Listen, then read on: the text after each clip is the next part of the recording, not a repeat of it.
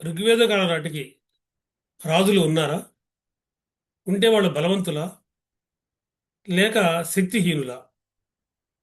ఇంకా ఏమైనా ప్రజా సంఘాలు ఉండేవా? ఇది మనము ఈ వీడియోలో చూడబోతున్నాం. ఒక మాటలో చెప్పుకోవాలంటే ఋగ్వేద ఆర్యుల యొక్క రాజకీయ వ్యవస్థను చెప్పుకోబోతున్నాం. రాజకీయ వ్యవస్థ. ఈ రాజకీయ వ్యవస్థను చెప్పుకునేటప్పుడు మనం ఒక విషయం గుర్తుపెట్టుకోవాల్సి ఉంటుంది. ఆర్యులు మధ్యాసియా ప్రాంతం నుంచి వచ్చిన సిద్ధాంతం ప్రకారం ఒకేసారిగా రాలేదు. ఒక్కొక్క గుంపుగా ఒక్కొక్క సమూహంగా వచ్చారు. వచ్చిన వాళ్ళు ఆయా ప్రాంతాల్లో ఉండి పచ్చిక బయట మీద ఆధారపడి పశుపోషణ చేస్తూ జీవించుకోవడం ప్రారంభించారు. అంటే వాళ్ళు తెగల తెగలుగా ఏర్పడ్డారు. అటువంటి తెగలు అనేకం మనకి మళ్ళీ తిరిగి ఈ యొక్క ఋగ్వేదంలో కనపడుతున్నాయి. వాటిల్లో ముఖ్యమైనటువంటి తెగలు నేను మీకు చెప్తాను, జాగ్రత్తగా వినండి. ఒకటి భరత అనే తెగ. ఈ భరత అనే తెగ సరస్వతీ నదీ తీరంలో నివసించినటువంటి తెగ. ఈ భరత అనే తెగే చాలా బలమైన తెగ. రమిలా తాపర్ ఏమంటుంది అంటే ఈ భరత అనే తెగ పేరు మీదనే భారతదేశానికి ఆ పేరు వచ్చింది అంటుంది. రెండవ ముఖ్యమైనది పురు, పియుఆర్యు పురు. వీళ్ళు సరస్వతి యమునా నది మధ్య ప్రాంతంలో నివసించారు. సరస్వతి నది, యమునా నది. ఇప్పుడంటే సరస్వతి నది అంతర్వాహిని అయిపోయింది, అంతర్ధానం అయిపోయింది. కానీ సరస్వతి నది ఉధృతంగా ప్రవహించే రోజుల్లో సరస్వతి నదికి యమునా నది ఉపనదిగా ఉండేది. సరస్వతి నది నుంచి బయలుదేరినటువంటి యమునా నది ప్రయాగలో గంగా నదిని కలిసేది. అందువల్లే ప్రయాగని త్రివేణి సంగమం అంటాం మనం. యమునా నది, గంగా నది, సరస్వతి అంతర్వాహినిగా ప్రవహిస్తుంది అంటారు. దాని అర్థం ఏంటంటే సరస్వతి అక్కడ దాకా పోవట్లేదు, సరస్వతి నీటిని యమునా నది అక్కడ దాకా తీసుకెళ్తుంది. సరే, ఏది ఏమైనా అప్పుడు ఆ సరస్వతి యమునా నది మధ్య ప్రాంతాలలో ఈ పురు అనేటువంటి తెగ నివసించేది. అక్కడ వచ్చారు వాళ్ళు. మరొక ముఖ్యమైనది యదు. యదు శ్రీకృష్ణుడు యదు వంశానికి చెందినవాడని మనం చెప్పుకుంటాం. యదు అనేటువంటి వాళ్ళు ఈ తెగ సింధు నది పరివాహక ప్రాంతాల్లో నివసించారు. తుర్వసు మరొక తెగ. ఈ తుర్వసులు కూడా యదులు ఎక్కడైతే ఉన్నారో సింధు ప్రాంతంలో అక్కడే ఉన్నారు వాళ్ళు. అలాగే అను అనే మరొక తెగ. అను దీని పేరు. వీళ్ళు రావి నదీ తీరంలో, పారుష్ణి అని మీకు ఇంతకు పేరు చెప్పాను చూసారా, ఆ పారుష్ణి నదీ తీరంలో వీళ్ళు ఉండేవాళ్ళు. అలాగే ఇంకొంత హిమాలయ పర్వత పంక్తులలో దృహ్య అని, అలీనా అని, పక్తు అని, బలానా, విసానిన్ అని ఇటువంటి వాళ్ళు ఉండేవాళ్ళు. వీళ్ళు కొండ ప్రాంతాలు ఉండేటువంటి గోత్రాలు, అంటే తెగలు. వీళ్ళందరూ కూడా ఆర్య తెగలే. ఈ 10 కూడా ముఖ్యంగా మీరు 10 పేర్లు గుర్తుపెట్టినా గుర్తుపెట్టుకోకపోయినా భరత, పురు, యదు, తుర్వస, అను అనేటువంటి తెగల్ని గుర్తుపెట్టుకోండి. ఇక ఇక్కడ ఉన్నటువంటి ప్రజల్ని సింధు ప్రజలు కావచ్చు, వాళ్ళని అనార్య అని పిలుస్తున్నారు. కాబట్టి అనార్య తెగలు కొన్ని ఉండేవి. అనార్య తెగల్లో దాస, దస్యు అనేటువంటి పేర్లు కనపడుతున్నాయి. ఈ దాసాల కూడా తిరిగి మళ్ళీ అజాస్ అనేటువంటిది, సిగ్గురు అనేటువంటిది, యక్షు అనేటువంటిది. అజాసు, సిగ్గురు, యక్షు లాంటివి మనకి ఆ కాలంలో ఉన్నటువంటి అనార్య తెగలు. ఇట్లా తెగలు తెగలు తెగలు తెగలుగా వాళ్ళంతా ఆ ప్రాంతాల్లో ఉంటూ పచ్చిక బయళ్ళ ఆధారంగా జీవిస్తున్నారు. అలా చెప్పనైతే ఈ తెగల మధ్య నిరంతర యుద్ధాలు జరుగుతూ ఉండేవి. అనేక అనేక యుద్ధాలని ఋగ్వేదం పేర్కొంటోంది. ముఖ్యంగా ఆర్యులు దాసా దస్యుల్ని ఓడిస్తూ ఉండేవారు. దాస్యుల్ని ఓడించిన వాళ్ళని, ఎవరైతే దాస్యుల్ని ఓడిస్తారో వాళ్ళని త్రసదాస్యు అని పిలిచేవాళ్ళు.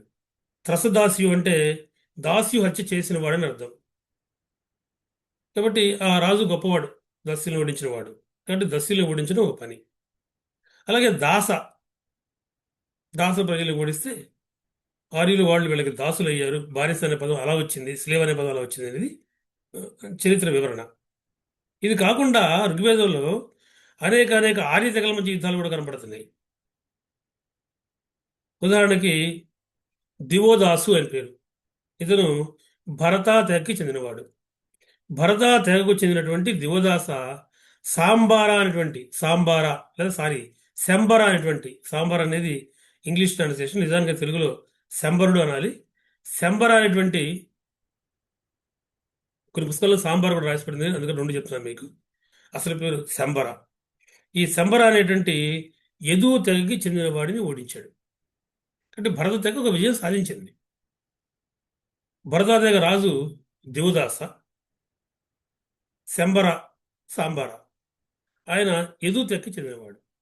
ఇలా అనేక అనేక యుద్ధాలు ఉన్నాయి.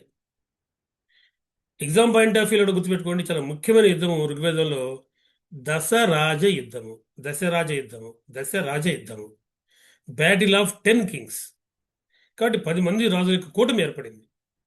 10 మంది రాజుల యొక్క కూటమి ఏర్పడి భరతాదేగ మీద యుద్ధం చేసింది. బహుశా మరి భరతాదేగ ప్రతిసారి యుద్ధంలో విజయం సాధిస్తుంది కాబట్టి ఈ రాజులంతా కలిసి ఉంటారంటారు చరిత్రకారులు. కాబట్టి భరతాదేగకి వ్యతిరేకంగా పురు తెగ నాయకత్వం వహించింది. భరతాదేగకి సూదాస్ లేదా సుధామా అనే అతను రాజన్. కాబట్టి సూదాస్ లేదా సుధాన ఏమో భరతాదేగకి రాజు. మొత్తము 10 మంది రాజుల కూటమికి నాయకత్వం వహించిన వాడు పురు తెగకి పురుకుక్ష. పురుకుక్ష. కాబట్టి పురుకుక్ష ఆధ్వర్యంలో 10 మంది రాజులు కలిసి యుద్ధం చేశారు. ఎవరి మీద యుద్ధం చేశారు అంటే భరతా తెగకు చెందినటువంటి సూదాస్ లేదా సుధామ. భరతా తెగకి పురోహితుడిగా, మంత్రిగా, పురోహిత అనే పదం కరెక్ట్ పదం, వశిష్ఠుడు పనిచేశాడు. పురుకుక్షకి మంత్రిగా లేదా పురోహితుడిగా విశ్వామిత్రుడు పనిచేశాడు. కనుక ఈ 10 మంది రాజుల యుద్ధంగా ప్రసిద్ధిది యుద్ధం జరిగింది. ఈ యుద్ధము రావి నది ఒడ్డున జరిగింది. రావి నది అంటే ఇంతకుముందు మీకు నేను చెప్పాను, పారుష్ణి. కాబట్టి పారుష్ణి నది ఒడ్డున ఈ 10 మంది రాజుల యుద్ధం జరిగితే అందులో కూడా తిరిగి మళ్ళీ భరతా తెగే విజయం సాధించింది. భరతా తెగకు చెందినటువంటి సుదాస్, తెలుగు పుస్తకాల్లో సుధామ, ఆ యొక్క కూటమిని ఓడించాడు. కాబట్టి భరతా తెగ ఆయనకు విజయాలు సాధిస్తుంది వైపున. అది పక్కన పెడితే ఈ రకంగా నిరంతరం యుద్ధాలు జరుగుతున్నాయి అనేటువంటిది మనకు అర్థమవుతుంది ఋగ్వేదం నుంచి. ఎప్పుడైతే ఇలా నిరంతరం యుద్ధాలు జరుగుతున్నాయో ఆ తెగకి నాయకత్వం వహించడానికి ఒకరు కావాలి. ఇమ్మీడియట్గా నిర్ణయాలు తీసుకోవాలి యుద్ధం అన్నప్పుడు, లేదా ఆ తెగని రక్షించాలి అంటే. కాబట్టి వాళ్ళల్లో ఒక అతన్ని వాళ్ళు తమ నాయకుడిగా ఎన్నుకునేవాళ్ళు. ఆ నాయకుడినే రాజన్ అని పిలిచేవాళ్ళు. కాబట్టి తెగ యొక్క నాయకుడు ఎవరు అంటే రాజన్ లేదా రాజు. కాబట్టి తెగ యొక్క రాజుని రాజన్ అనేవాళ్ళు. అయితే మనం గుర్తుపెట్టుకోవాల్సి ఉంటుంది, ఈ రాజన్ అనే అతను తర్వాత రోజుల్లో రాజరిక వ్యవస్థ వచ్చినటువంటి దైవాంశంబుధుడు ఇదే కాదు. దైవాంశంబుధుడిగా ఋగ్వేదంలో రాజన్ని ప్రకటించలేదు. రాజునికి ఎటువంటి మానవాతీత శక్తులు కూడా ఆపాదించబడలేదు. There were no super human powers endowed with the rajan of the Rigvedic period. No divine powers were attributed to him. కాబట్టి రాజన్ అంటే ఎవరంటే తెగ నాయకుడు, గణనాయకుడు, గోత్ర నాయకుడు, ఈ 3 పదాలు ఒకటి. కాబట్టి దానికి నాయకత్వాన్ని వహించేవాడు రాజన్.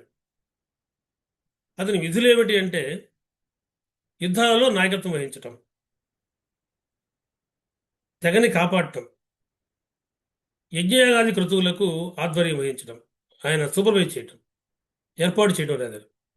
కాబట్టి ఈయన పనులు ఏంటంటే యుద్ధాల్లో నాయకత్వం వహించడం, తెగని ఇతర తెగల నుంచి రక్షించడం, కాపాడటం, యజ్ఞయాగాది క్రతువులు జరిగే విధంగా చూసుకోవటం. అంతేగాని ఇతనికి ఇతర పరమైన దివ్యత్వ శక్తులు ఆపాదించబడలేదు. అవి తర్వాత రోజుల్లో వస్తే మనం ఉండే కొంతమంది పెరుగుతాయి. ఆ తర్వాత క్లాసుల్లో మనం చూస్తాం. ఇది మనం గుర్తుపెట్టుకోవాల్సి ఉంటుంది. కాబట్టి రాజన్ అనేవాడు ఉన్నటువంటి తెగలో బలవంతుడు, గట్టివాడు, మేధావి, నాయకత్వాన్ని వహించగలటువంటి లక్షణాలు కలిగిన వాడు. ఇటువంటి రాజన్ అనే వ్యవస్థ ఉండేది. మరొక విశేషం ఏంటంటే ఇతనేమి నిరంకుశ పరిపాలన సాగించేవాడు కాదు. మనం రాజుల్లో చెప్పుకోబోతున్నాం, రాజులు నిరంకుశ పరిపాలన సాగిస్తారు అని, మొనార్కియల్ ఇన్ నేచర్ అని. కానీ ఈ కాలంలో అలా కాదు. ఈ తెగల్లోనే తిరిగి మళ్ళీ సభ, సమితి అనేటువంటి ప్రజా సంఘాలు ఉండేవి. There are popular assemblies called as sabha and samiti. కాబట్టి సభా సమితి అనేటువంటి ప్రజా సంఘాలు ఆ తెగలో ఉన్నటువంటి ప్రజలతో కూడిన సంఘాలు ఉండేవి. సభ అంటే ప్రతి కుటుంబం యొక్క పెద్దది అంటూ ఉండేవాడు. ప్రతి కుటుంబం యొక్క పెద్ద. ఫర్ ఎగ్జాంపుల్, ఆ కుటుంబం యొక్క పెద్ద ఒక మహిళ అనుకుందాం. ఆ తండ్రి చనిపోయో ఇంకోటో కారణాల వల్ల భర్త చనిపోయో మహిళలకు కూడా సభల్లో ప్రవేశం ఉండేది. కనుక సభ అంటే కుటుంబాల యొక్క పెద్దలతో కూడినటువంటి ఒకనొక అసెంబ్లీ. మరొకటి సమితి. సమితి అంటే కుటుంబంలో ఆ తెగలో ఉన్నటువంటి పెద్దలందరూ ఉంటారు దాంట్లో, వయోజనులంతా ఉంటారు. కాబట్టి సమితి సమావేశాలు ఏర్పాటు చేసుకునేది. ఏదన్నా నిర్ణయం జరగాలంటే వాళ్ళు ఆలోచించేవాళ్ళు. సభ మళ్ళీ దాన్ని పునరాలోచించేది. ఈ ప్రజా సంఘాల యొక్క సలహా సంప్రదింపుల మీద రాజుని పరిపాలించేవాడు. అంటే ఋగ్వేద యుగంలో రాజరిక వ్యవస్థలో కొన్ని డెమోక్రటిక్ ఎలిమెంట్స్ ఉన్నాయి, ప్రజాస్వామ్యబద్ధమైన విలువలు ఉన్నాయి. ఒకటి, రాజును బలవంతుడు కాదు, పూర్తిగా నిరంకుశుడు కాదు, దివ్యాంశ సంబుధుడు కాదు, మానవాతీత శక్తులు లేవు. కాకుండా ప్రజా సంఘాల యొక్క ఆలోచన మేరకు అతను నిర్ణయాలు తీసుకోవాల్సి ఉండేది. తర్వాత democratic elements present in the republic period ఇటువంటిది ఉండేది. కాకుండా మరి డే టు డే మంత్రాంగంలో, దినచర్యలో ప్రతిరోజు మంత్రాంగంలో ఆయనకి ఇద్దరు సహాయం చేసేవారు. ఒకరు పురోహిత మంత్రాంగంలో దిట్ట. కాబట్టి ఈ పురోహితులు కానీ ఇందాక నేను మీకు చెప్పినటువంటి అటు వశిష్ఠుడు కానీ విశ్వామిత్రుడు కానీ పనిచేయడం మనం చూస్తాం. కాబట్టి ప్రతి దగ్గర ఒక పురోహితు ఉండేవాడు. ఆయన మేధావి, ఆలోచనాపరుడు, రాజనీతిని తెలిసినవాడు, ఆ కాలపు నాటి రాజనీతిని, వాటిని ఆ సలహా సంప్రదింపుల్ని రాజును స్వీకరించి నిర్ణయాలు తీసుకునేవాడు. సేనాని ఉండేవాడు. సేనాని సైన్యాధిపతి. ఇందాక మీకు నేను చెప్పినట్లుగా నిరంతర యుద్ధాలు జరుగుతున్నాయి కాబట్టి సేనాని అవసరం, సేనాని ఉండేవాడు. ఇది కనబడుతుంది. అంతేకాకుండా సైన్యంలో చతురంగ బలాలు ఉండేవి. There was division of army. Division of army. చతురంగ బలాలు అంటాం మనం. రథ, గజ, తురగ, పదాతి దళము అంటాం మనం వాటిని. చక్కటి పదం అది. రథ, గజ, తురగ, పదాతి దళాలంటూ మనకి సాహిత్యంలో బాగా కనబడతాయి. చాలా కాలము ప్రాచీన యుగం, మధ్యయుగాల్లో కూడా ఈ పదాలు వింటాం మనం. ముఖ్యంగా ప్రాచీన యుగం అంతా వింటాం మనం. కాబట్టి డివిజన్, 4 రకాలైనటువంటి విభాగాలు. ఒకటి రథబలం అంటే చారియట్స్. రెండవది గజబలం, ఎలిఫెంట్రీ. మూడవది అశ్విక దళం, తురగాలున్న అశ్వాలున్న ఒకటి. కాబట్టి అశ్విక దళం, కేవలరీ. నాలుగవది కాల్బలము. కాల్బలం అంటే కాలిబంట్లు, మామూలు పదం. కాల్బలం అంటే ఇన్ఫాంట్రీ ఇన్ ఇంగ్లీష్. కాబట్టి చారియట్స్ ఉండేవి, ఎలిఫెంట్రీ ఉండేది, కేవలరీ ఉండేది, దాంతోపాటుగా ఇన్ఫాంట్రీ కూడా ఉండేది. కాబట్టి ఇటువంటి సైనిక వ్యవస్థలు ఉండేవి. అయితే ఈ సైన్యము రెగ్యులర్ సైన్యం కాదు, స్టాండింగ్ ఆర్మీ కాదు, సిద్ధ సైన్యం కాదు. సిద్ధ సైన్యం అంటే అర్థం ఏంటంటే రాజు జీతం ఇచ్చి పోషించడం. రాజు జీతం ఇచ్చి పోషించేటువంటి సిద్ధ సైన్యాలు ఋగ్వేద యుగంలో లేవు, మలివేద యుగంలో లేవు. ఎప్పుడున్నాయో అని మీకు తర్వాత క్లాసులో చెప్తాను. ఇప్పుడు ఋగ్వేద యుగంలో ఉన్నాం కాబట్టి మనం ఋగ్వేద యుగం నాటికి సిద్ధ సైన్యము, standing army, that was not there. ఇది ఎలా ఉండేది అంటే ఈ ప్రజలే, రెగ్యులర్గా పనిచేసుకునే ప్రజలే యుద్ధ విద్యలు నేర్చుకునేవాళ్ళు. వ్రత, గణ, గ్రామ, శర్ధ. వ్రత, గణ, గ్రామ, శర్ధ ఇటువంటి సైనిక కూటములు ఉండేవి అంటుంది రమిలా తాపర్. రమిలా తాపర్ ప్రకారం వ్రత, గణ, గ్రామ, శర్ధ అనేటువంటివి సైనిక కూటములు. అంటే వీళ్ళు మామూలు రోజుల్లో మామూలు పనులు చేసుకుంటూ యుద్ధ విద్యలు నేర్చుకునేవాళ్ళు. ఎప్పుడైతే యుద్ధం అనేది వచ్చిందో ఆ సమయంలో వీళ్ళందరూ కూడా మాస్టర్ చేయబడేవాళ్ళు. సేనాని ఆధ్వర్యంలో కలిసేవాళ్ళు, యుద్ధాల్లో పాల్గొనేవాళ్ళు. అంతేగాని వాళ్ళొక జీతాలు ఇచ్చి పోషించడం అనేటువంటి విధానము ఆ కాలం నాటికి లేదు. దాన్ని మనం సిద్ధ సైన్యం అంటాం, అది లేదు. గ్రామ అనే పదం గురించి మీకు ఇదివరకు చెప్పాను నేను. గ్రామ అంటే కుటుంబాల సమూహము అనే అర్థం కింద నేను మీకు మళ్ళీ సామాజిక వ్యవస్థలో చెప్తాను. అంతేకాదు గ్రామ అనేది ఒక సైనిక కూటమి కూడా. ఈ గ్రామం మీద అధిపతిని గ్రామణి అని పిలిచేవాళ్ళు. గ్రామణి. కాబట్టి ఈ రకమైనటువంటి వ్యవస్థలు ఏవో ఉండేవి ఆ కాలంలో మనకు కనబడుతుంది. వీళ్ళు కాకుండా ఇంకొక ముఖ్యమైనటువంటి అధికారి పేరు వ్రజపతి. వ్రజపతి. వ్రజపతి అంటే పచ్చిక బయళ్ళ మీద అధికారి. చాలా ముఖ్యమైనటువంటి ఒకనొక అధికారం ఆ రోజుల్లో, పోస్ట్ అధికారం ఆ రోజుల్లో. మంచి పోస్ట్. ఎందుకంటే వీళ్ళు ప్రధానంగా పచ్చిక బయళ్ళు ఆధారంగా జీవించారు. పచ్చిక బయళ్ళు ఒక చోట ఎక్కడో చోట ఉండి మళ్ళీ తరిగిపోయేలోపు ఇంకో చోట వెతుక్కుని వెళ్ళాలి. ఆ పచ్చిక బయళ్ళ మీద వీళ్ళ యొక్క ఆ తెగ మొత్తానికి చెందినటువంటి యొక్క పశువులు, ముఖ్యంగా గోవులు అక్కడ మేయటం, దాని ఆధారంగా జీవించడం అనేది లక్ష్యం. కాబట్టి పచ్చిక బయళ్ళని తీసుకోవటం, మొత్తం తెగంతా కూడా సమానంగా వాళ్ళకి అందించే విధంగా ఏర్పాటు చేయటం, పచ్చిక బయళ్ళు ఒక చోట తరిగిపోతే ఇంకో చోటకి వెళ్ళిపోయే విధంగా ముందే ప్లాన్ చేయటము, ఇవన్నీ కూడా వ్రజపతి చేసేవాడు. కాబట్టి వ్రజపతి చాలా ముఖ్యమైనటువంటి పోస్ట్ ఆ కాలంలో. ఇది కూడా మీరు గుర్తుపెట్టుకోండి. అంటే ఇటువంటి రాజరిక వ్యవస్థ ఆ కాలంలో ఉంది. అంతకంటే పెద్ద అధికార వర్గాలు లేవు. ఉండే కొన్ని అధికార వర్గాలు వస్తాయి. అవి ఏంటనేది మనం బలివేద కాలంలో చూస్తాం. ఇక పన్నుల వ్యవస్థ వచ్చేటప్పటికి ఈ కాలం నాటికి ఇక రెగ్యులర్గా ఎటువంటి ట్యాక్సెస్ లేవు. రెగ్యులర్గా ఒక పన్నులు దాన్ని వసూలు చేయాలి, దానికి అధికారులు ఇలాంటి వాళ్ళు ఉండేవాళ్ళు కాదు. ఋగ్వేదం యొక్క రచన నుంచి మనకు అర్థమవుతోంది బలి అనేటువంటి పన్ను ఉండేది అని. బలి, బిఏఎల్ఐ, బలి అనే పన్ను ఉండేది. ఒక రకంగా ఇది పన్ను కాదు. అంటే ప్రజలు కంపల్సరీగా ఇది కట్టాలి అనే నియమం లేదు. దాన్ని వసూలు చేయడానికి అధికారులు ఎవరూ లేరు. ట్యాక్సెస్ అంటే ఏదో మీకు పండిన పంటల్లోనో లేకపోతే మీ ఆస్తిలోనో మీ సంపాదనలోనో ఇంత భాగం మీరు ట్యాక్స్ కట్టాలని ఉంటుంది. ట్యాక్స్ కలెక్టర్స్ ఉంటారు, అదేవిధంగా కోశాధికారులు ఉంటారు. అటువంటి రెవెన్యూ వ్యవస్థ ఏమీ ఆ కాలంలో లేదు. కాకపోతే బలి అనేది పన్ను అని ఎందుకు అంటున్నాము అంటే ప్రజలు రాజునికి సమర్పించేవాళ్ళు. స్వచ్ఛందంగా విరాళాల రూపంలో ఉండేది. అంటే స్వచ్ఛందంగా ఉండేది, అది వాలంటరీగా ఉండేది. ఒక రకంగా చందాలు లాంటిది. అంటే రాజుని మనం కాపాడుతున్నాడు, మనకి నాయకత్వాన్ని వహిస్తున్నాడు, అతను బలోపేతుడిగా ఉండాలి, అతను సంపాదనలో పాల్గొలేడు కాబట్టి ప్రజలు స్వచ్ఛందంగా తమంతట తాము తన ఉన్న దాంట్లో కొంత ఇచ్చేవారు అనేది దీని అర్థం. కాబట్టి బలి అనేటువంటిది ఒక పన్ను ఋగ్వేద యుగంలో. అది స్వచ్ఛందంగా విరాళాల రూపంలో మాత్రమే ఉండేది అనే దాన్ని మనం గుర్తుపెట్టుకోవాల్సి ఉంటుంది. వసూలు చేసే అధికారులు ఎవరు లేరు, ఇంకా ఆ సిస్టమ్ ఏర్పడలేదు. రాబోయే రోజుల్లో ఈ సిస్టమ్ ఎట్లా ఏర్పడుతూ వచ్చింది, కాలక్రమంలో ఏ రకంగా మార్పులు చెందుతుంది మనం చెప్పుకోబోతున్నాం. ఇదొక అంశం. అదేవిధంగా పరిపాలన మనం చూసుకునేది న్యాయ వ్యవస్థ. జ్యుడిషియరీ సిస్టమ్ ఎట్లా ఉంది చూడాలి మనం. జ్యుడిషియరీ సిస్టంలో మనకి ఏం కనపడుతుందంటే న్యాయ వ్యవస్థలో ఈ యుగం నాటికి సివిల్, క్రిమినల్ నేరాల విభజన లేదు. అంటే సివిల్ నేరాలు, ఆస్తి, వారసత్వము, ఇటువంటి వాటి చేసిన వాటిని మనము సివిల్ చట్టాలు, సివిల్ నేరాలు అంటాం. పౌర చట్టాలు, పౌర నేరాలు. లేదా హత్యలు, దోపిడీలు, దొంగతనము, ఇటువంటి వాటిని మనము క్రిమినల్ నేరాలు అంటాం. వాటికి క్రిమినల్ చట్టాలు ఉంటాయి. కాబట్టి ఇటువంటి విభజన ఈ కాలంలో మనకు కనబడట్లేదు.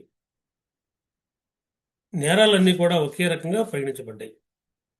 అది హత్య కావచ్చు, దొంగతనం కావచ్చు, దోపిడీ కావచ్చు, ఇక ఆ కుటుంబాల్లో చెందినటువంటి వారసత్వ తగాదాలు కావచ్చు. ఇవన్నీ కూడా ఒకే గాటన కట్టబడ్డాయి. దీనికి మళ్ళీ తిరిగి ప్రత్యేకంగా ఒక న్యాయ వ్యవస్థ అంటూ ఏదీ లేదు. రాజన్నే న్యాయాధీశుడు. కాబట్టి ఇటువంటివన్నీ జరిగితే రాజన్ దగ్గరికి వెళ్ళేవాళ్ళు, రాజునికి నివేదించేవాళ్ళు, రాజన్ను మిగిలినటువంటి ముఖ్యులు దాని గురించి చర్చించేవాళ్ళు, దాని ప్రకారం నిర్ణయం తీసుకునేవాళ్ళు. కాబట్టి రాజన్నే ఇక్కడ న్యాయాధీశుడు, సర్వన్యాయాధీశుడు. ఆయన చెప్పిందే వేదం, ఆయననే నిర్ణయించేవాడు.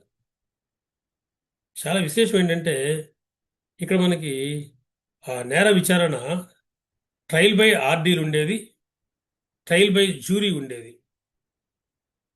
ట్రయల్ బై జ్యూరీ అంటేనేమో వాదోపాదాలు వినిపించడము, ఏం జరిగిందో ఇది రెండు ఇరు వర్గాలు చెప్పడము దాని ప్రకారం జరగటం. ట్రయల్ బై ఆర్డీలు అంటే దివ్యత్వ పరీక్షలు పెట్టడం. అరే నిజం చెప్పరా, చేసావా లేదా నేరం? చేయలేదు సార్. నిజంగా చేయకపోతే ఆ ప్రమాణం చేసి అది కాలేటువంటి రాయి కడ్డీని పట్టుకో, మంటను పట్టుకో, బొగ్గు ఆ, చక్కన పట్టుకో, ఇట్లాంటివి. కాబట్టి అటువంటివి కూడా ఉండేవి. ఏది ఏమైనా సరే నేర విచారణ జరిగిన తర్వాత తీర్పులు ఇచ్చేవారు. ఈ తీర్పులు ఎలా ఉండేవి అంటే ఆ కాలంలో ఎటువంటి శారీరక శిక్షలు లేవు. There were no corporal punishments, అంటే చెరసాల్లో వేయటము, కొండ దెబ్బలు కొట్టడము, అంగవిచ్ఛేదము, ఇటువంటివి ఏవీ లేవు. సిస్టమ్ ఆఫ్ వెర్జల్డ్ అని, సిస్టమ్ ఆఫ్ వెర్జల్డ్, నష్టపరిహారం ఆధారంగా శిక్షలు ఉండేవి. అంటే అతను చేసిన నేరానికి ఎటువంటి ఆ, నష్టపరిహారం చెల్లించాల్సి ఉంటుంది. అంటే నష్టపరిహారం ఆధారం. ఆఖరికి హత్యలు చేసినా సరే నష్టపరిహారం ఆధారంగానే ఉండేది. ఋగ్వేదంలోని అతిపెద్ద శిక్ష, ఎవరిని గనక హత్య చేస్తే ఆ హంతకుడు హతుని కుటుంబానికి ఒక 100 గోవులు దానంగా ఇవ్వాలి, పరిహారంగా ఇవ్వాలి. కాబట్టి హత్యలతో సహా అన్నీ కూడా నష్టపరిహారం ఆధారంగా ఉండేవి. ఎటువంటి కార్పొరల్ పనిష్మెంట్స్ లేవు. అంతేకాదు నేర విచారణ 2 రకాలుగా ఉండేది: trial by ordeal, trial by jury. దివ్యత్వ పరీక్ష ఆధారంగా లేదా ఆ, ఆ- ఆలోచనల ఆధారంగా, రుజువుల ఆధారంగా కూడా ఉండేవి. ఇటువంటి వ్యవస్థ వాళ్ళకు ఉండేది. కాబట్టి ఇది రాజరిక వ్యవస్థలో మనకు కనిపించేటువంటి విషయం. అటు రాజన్, ఒక గణనాయకుడు లేదా తెగ నాయకుడు, సభా సమితి, ప్రజా సంఘాలు, పురోహిత సేనాని, కొన్ని సైనిక కూటములు, ప్రజపతి, బలి అనే పన్ను, రథగజ త్వరగ పదార్థాల సైన్యంలో, న్యాయ వ్యవస్థ, ఒక సింప్లిఫైడ్ జ్యుడిషియరీ సిస్టమ్ ఇది ఉండేది.